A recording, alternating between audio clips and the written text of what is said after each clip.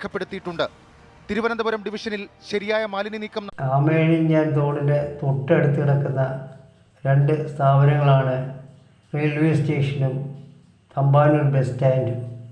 Railway സ്റ്റേഷനിൽ വരുന്ന ton കണക്കിനുള്ള മാലിന്യങ്ങൾ നിർമ്മാർജ്ജനം ചെയ്യുന്നതിനോ കത്തിച്ച് കളയാനോ എന്ത് ഏർപ്പാടുകളാണ് അവിടെ ഉള്ളതെന്ന് അന്വേഷിക്കേണ്ടിയിരിക്കുന്നു.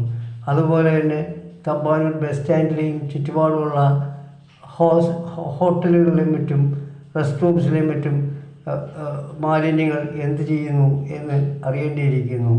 അവിടെ കണ്ട മാലിന്യങ്ങൾ ശ്രദ്ധിച്ചാൽ അറിയാം, യാത്രക്കാർ ഉപയോഗിക്കുന്ന വാട്ടർ ബോട്ടിൽസും ഫുഡ് പ്ലേറ്റ്സും മുതലായ സാധനങ്ങളാണ് ഏറ്റവും കൂടുതൽ കാണുന്നത്.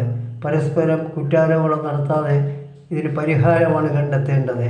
നഷ്ടപ്പെട്ട ജോയിയുടെ കുടുംബത്തെ സഹായിക്കാനുള്ളത് നിയമങ്ങൾ മറന്നു തന്നെ ഇരുകൂട്ടരും ചെയ്യേണ്ടതാണ്. സഹായം ചെയ്യേണ്ടത്